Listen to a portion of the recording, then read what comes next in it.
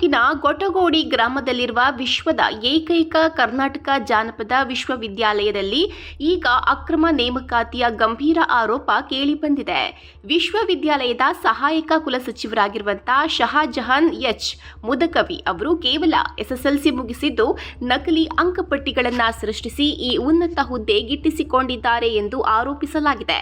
ಸಹಾಯಕ ಕುಲಸಚಿವ ಶಹಜಹಾನ್ ಎಚ್ ಮುದಕವಿ ವಿರುದ್ಧ ಗಂಭೀರ ಆರೋಪ.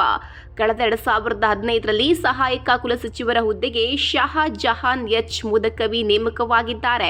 ಮೂಲತಃ ಎಸ್ಎಸ್ಎಲ್ಸಿ ಮಾತ್ರ ಪಾಸಾಗಿರುವ ಇವರು ಮೈಸೂರಿನ ಮುಕ್ತ ವಿಶ್ವವಿದ್ಯಾಲಯದ ನಕಲಿ ಅಂಕಪಟ್ಟಿ ಹಾಗೂ ಪ್ರಮಾಣ ಪತ್ರಗಳನ್ನು ಸೃಷ್ಟಿಸಿ ಸ್ನಾತಕೋತ್ತರ ಪದವಿ ಪಡೆದಿರುವುದಾಗಿ ತೋರಿಸಿದ್ದಾರೆ. ಇವರು ಪಡೆದುಕೊಂಡಿರುವ ಎಲ್ಲಾ ಶೈಕ್ಷಣಿಕ ಪ್ರಮಾಣ ಪತ್ರಗಳು ನಕಲಿಯಾಗಿದ್ದು ಇವರು ಈ ಹುದ್ದೆಗೆ ತೀರಾ ಅನರ್ಹರಾಗಿದ್ದಾರೆ.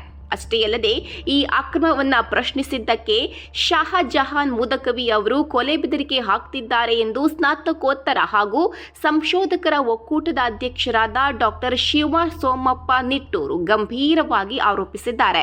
ಈ ಹಿನ್ನೆಲೆಯಲ್ಲಿ ಅಕ್ರಮ ನೇಮಕಾತಿಯನ್ನ ಖಂಡಿಸಿ ಹಾಗೂ ತಪ್ಪಿತಸ್ಥರ ವಿರುದ್ಧ ಕಠಿಣ ಕ್ರಮ ಕೈಗೊಳ್ಳುವಂತೆ ಆಗ್ರಹಿಸಿ ವಿವಿಧ ಸಂಘಟನೆಗಳು ಹೋರಾಟಕ್ಕೆ ಮುಂದಾಗಿವೆ.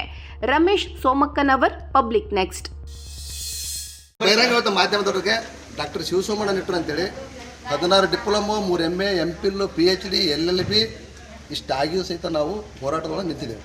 ಒಬ್ಬ ಅಯೋಗ್ಯ SSLC ಪಾಸಾಗಿ ಒಬ್ಬ ಅಯೋಗ್ಯ ಶಹಜಹಾನ್ ಮುದಕವಿ ಅನ್ನೋ PUC ಮಾಡಿಸ್ಕೊಂಡಲ್ಲ, ಡಿಗ್ರಿ ಮಾಡಿಸ್ಕೊಂಡಲ್ಲ, MA ಮಾಡಿಸ್ಕೊಂಡಲ್ಲ ಅಂತ ನಿರಂತರವಾಗಿ ಹೋರಾಟ ಮಾಡ್ತಾಯಿದ್ರಲ್ಲ, ಈ ಸರ್ಕಾರ ಏನು ಮಾಡ್ತದೆ, ಸಂಬಂಧಪಟ್ಟಂಥ ಇಲಾಖೆ ಏನು ಮಾಡ್ತದೆ, ಇಲ್ಲೊಬ್ಬ ಕುಲಪತಿ ಆದೇಶ ಮಾಡುವ ಕುಲಪತಿ, ಆಡಳಿತ ಮಾಡ್ತಕ್ಕಂಥ ಕುಲಸಚಿವರು, ಇವರಿಬ್ಬರು ಸೇರಿ ಅವ್ನಿಗೆ ಏನು ಮಿಲಾಪಾಗಿ ಏನೇನು ಕೆಲಸ ಮಾಡೋದು, ಎಷ್ಟು ವಸೂಲಿ ಮಾಡಿದ ಅನ್ನೋದನ್ನು ಬಹಿರಂಗವಾಗಿ ನಮಗೆ ಮಾಧ್ಯಮದ ಮುಂದೆ ಬಂದು ಮಾತಾಡಬೇಕು. ದಯಮಾಡಿ ಇದು ವಿಶ್ವವಿದ್ಯಾಲಯ ಅಂದರೆ ಕರ್ನಾಟಕದಲ್ಲಿ 29 ವಿಶ್ವವಿದ್ಯಾಲಯಗಳಿದಾವೆ. ಅಂಥ ವಿಶ್ವವಿದ್ಯಾಲಯದಲ್ಲಿ ಇದು ಪ್ರಪಂಚಕ್ಕೆ ಏಕೈಕ ವಿಶ್ವವಿದ್ಯಾಲಯ. ಇದು ಒಂದೇ ಒಂದು.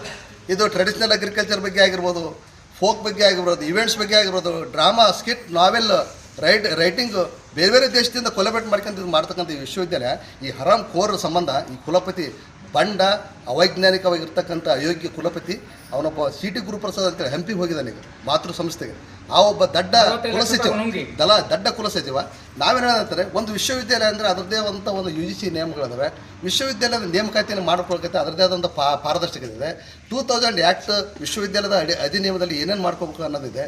ಸೊ ಇಯರ್ಲಿ ಚೇಂಜಸ್ ಆಗ್ತದವೆ ದೆಹಲಿ ಸೆಂಟ್ರಲ್ನಿಂದ, ಸ್ಟೇಟ್ನಿಂದ. ಅವೆಲ್ಲವನ್ನು ಇವ್ರು ಯಾಕೆ ಮಾನದಂಡ ಮಾಡಲಿಲ್ಲ ಅನ್ನೋದು ಒಂದು. ನಿಮಗೆ ಭಾಳ ಮುಖ್ಯವಾಗಿ ಏನಂದರೆ 2018ರಲ್ಲಿ ಕಾಲ್ಫಾರ್ಮ್ ಮಾಡಿದ್ಮೇಲೆ 2019ರಲ್ಲಿ ಕಾಲ್ಫಾರ್ಮ್ ಮಾಡಿದ್ಮೇಲೆ 2019ಕ್ಕೆ ಇನ್ನೊಂದು ಸಲ ಅದನ್ನೇ ಮತ್ತೆ ರೀ ನೋಟಿಫಿಕೇಶನ್ ಮಾಡ್ತಾರೆ.